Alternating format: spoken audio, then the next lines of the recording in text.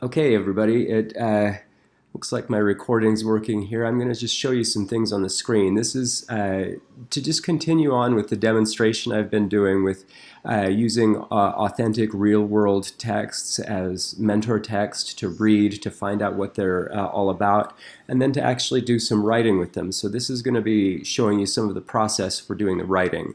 So one of the ways I took the idea of the death certificate was to, again, like we did with Pokemon cards and cereal boxes, was to take that idea of the death certificate and then mix it with some other kind of thing that I know about in reading. And so you can see here that one of the first thoughts I had down here at the very bottom, yesterday, I thought, let's talk about death certificates with fiction that we know of. So how could I mix with Harry Potter or something like that? I started to do the research on Harry Potter, and then I realized, I'm just not enough of a Harry Potter geek to be able to do that fairly well. But I've been into the whole Lord of the Rings thing for a long time, so that's where I decided, yeah, I'm going to spend some time thinking about how would I put together a death certificate for Bilbo Baggins. So I thought about doing a death certificate for Gollum. I thought of other characters that had died, and there are all sorts of possibilities inside this world of literature that could work well. So I just did a little bit of research on who would actually put together a death certificate in Middle-earth. And then I moved on to looking for templates for the death certificate and so on. Also looking for seals and logos, things that I could use to make something look official. And I'm just going to scroll up a little bit, and you can see that I did, about an hour's worth of research on just some of the graphic design pieces here. So one of the things I want to say about that is that if you're going to do something like this with kids, oftentimes you can head this off, this sort of rabbit hole that you can get into by looking for graphic design elements, things like fonts, images, and so on. By doing this research with the kids and giving them selections. So if you have maybe 4 or 5 kids who want to do a death certificate for Harry Potter, then you find them 3 templates for death certificates and say, choose one of these. These are all old death certificates. So I spent a fair amount of time looking, you can see in Google Images, different kinds of death certificates. So I'm just going to click in here, ancient death certificate, and you can see there are not a lot of returns that aren't that relevant. But as far as old death certificates go, this thing is the one that actually caught my eye. So visually interesting. It has all of these seals and things on it, and this crazy skeleton border going on around the sides. It's not actually a death certificate, but it's an interesting book. All of the bills of mortality during the 1664 plague in England. So I downloaded that one and just used Photoshop to crop out this middle part and put that together as my template. So I'm just going to go back to where we were, get all the way down to the bottom.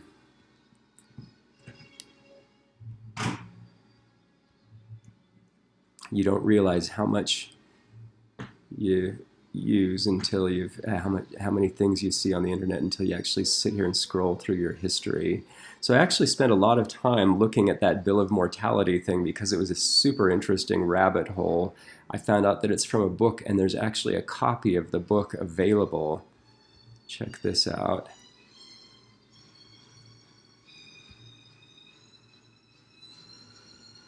London's Dreadful Visitation.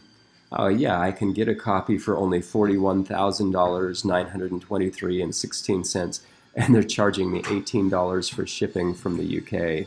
So I could actually get that book if I wanted to. Anybody want to chip in with me? I didn't think so. Okay, so once I got past some of those things, then there was a phase where it was all about what to put into the death certificate. So this is where I started to just do the research, to go back into some of the fan sites and figure out what were the actual dates and the facts that surrounded Bilbo Baggins' death. And as I did that, I found out that the death itself was not nearly half as interesting in that story as the spot at the end of the book, The Hobbit, when his extended family, here's some of the research on that. The Sackville Bagginses, this related family, had assumed that he was dead when he was off on his adventure to fight the dragon, and so I put together, instead of this actual death certificate, the certificate that his family had kind of coerced the mayor into putting together so that they could sell all of his belongings. So I'm just going to show you some of what I was able to do here. So the first thing that I'm going to do is I'm going to walk you through, let's see, Fanfic Death Certific. Sorry, it's a little bit of a wordplay on the fanfic and the fic here. So I put together for you what I would use as a checklist or checkpoints and grading for something like this for students. So the first checkpoint was graphic design, and this is the one where I want to make sure that time is monitored really closely, because it's the one where you can actually just get down all sorts of rabbit holes and never get the project done. So I would help kids actually choose the death that they wanted to think about from fiction. It could be from TV, it could be from movies, it could be from books, it could be from video games, whatever. Then I would probably actually show them old-style death certificates from samples in class. Find and save some official logos or backgrounds. I might give them 15 minutes to look online for some of those and give them search terms so that they can do that fairly quickly. And then the fourth thing was to be making or choosing the grid, which is just the slots where all of the information for the death certificate goes into. So I gave about an hour for that so that they can actually spend some time getting instruction on how to manipulate things in Microsoft Word. And so all of these things, what's going on there? Open boxes, sorry.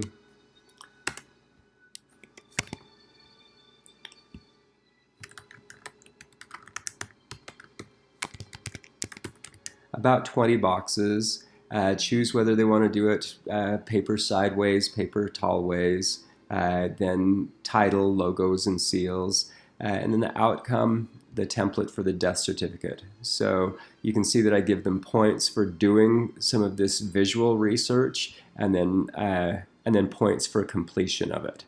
So the next checkpoint would be the research on the actual fan facts. So actually spending time out there looking at fan wikis, fan sites, looking for details in the actual books and so on. And this is an important one. If those details can't be found and are not actually in the book, it's appropriate for you to actually make those up. Just a second, I've got to make this phone call go away. Okay. So then we know that a death certificate actually has somebody who does the certifying. So who would be in charge of that in the fan world? So who is the government, the clerks, the hospitals, the doctors?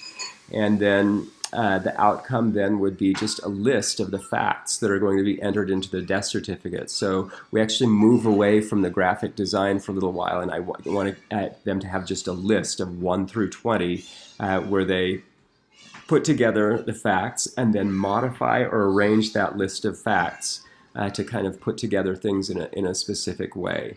Then finally, the last checkpoint after all of these things have been done is inserting the facts into the template. And then the outcome there is the fanfic death certificate.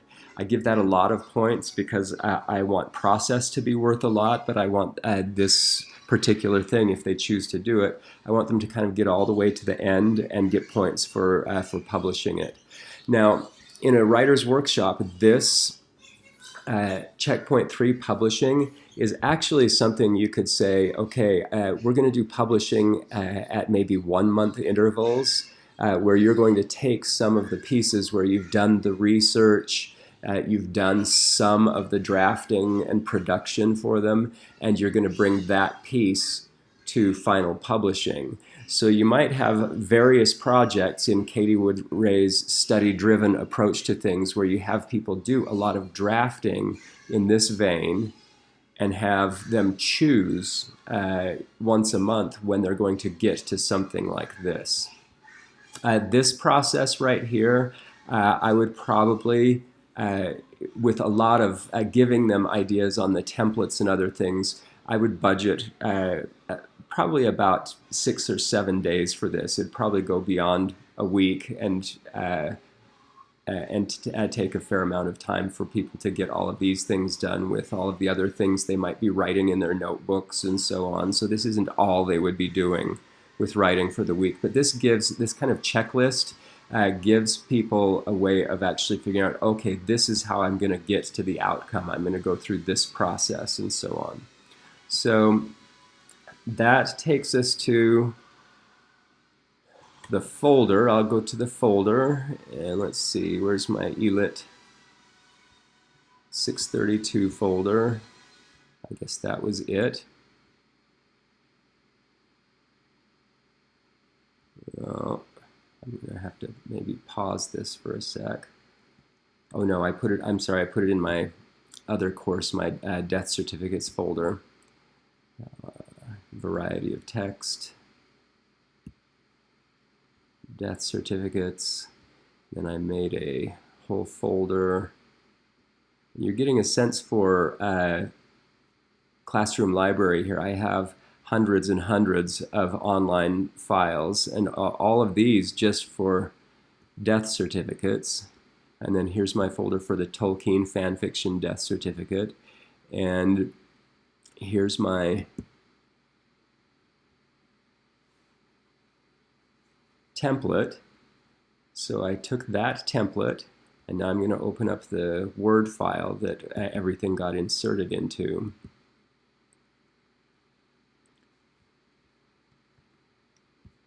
So here's what I actually wrote yesterday morning based on all of that work.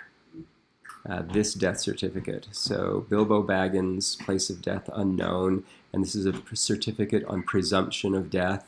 I looked up a little bit of the rules on how you declare somebody dead that's been missing. And these are just the facts that I found by my own knowledge of the fan world, and then also actually looking up some of the pieces. So these are the logos that I found. I was able to insert those. This I just put in my Word document. I just added the image and expanded it out to fill the entire page. And then when that was done, I was able to use this size and position tool and send it to the back. Put the picture behind the text, and then the position and so on had to be changed. So often you have to change the position to relative to be able to move it around and not have it move the object with the text. This is a key box in Microsoft Word to uncheck when you have a big image in there. And locking the anchor is something that kept that image in place. I wasn't able to accidentally pick it up and move it around. At any rate, once somebody's done something like this, then you bank this. This is something you can give to kids forever after you've done it once, and then you have some of the knowledge of how to do it as well. So this death certificate, I did that way, and let's go back to my folder here. Once I've finished something like that, to make it really printable, I do save as, and then try to save it as a PDF. That didn't work super well when I converted it to the PDF, so I'm going to come over here and just show you quickly what I did back in Word to make it printable. I went to my print menu, And right from print, you can say print to PDF. And I just opened that PDF in my preview on my Mac. And then it actually had all of the stuff in the right space. And you see it goes all the way to the edge of the page. And so now if from my preview I hit print, you can see that it goes all the way to the edge. You'll notice that in the background, I actually did choose background color for this image, just changed it so it looks a little bit old and yellowed.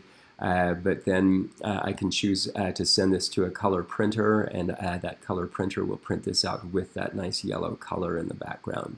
So anyway, this is just some playing around with death certificates and a writing project that actually comes out of it. This is the kind of thing that I've led, this particular type of thing, the kind of thing that I've led intermediate grade students in grades 4 and 5 and middle school students into exactly this kind of project.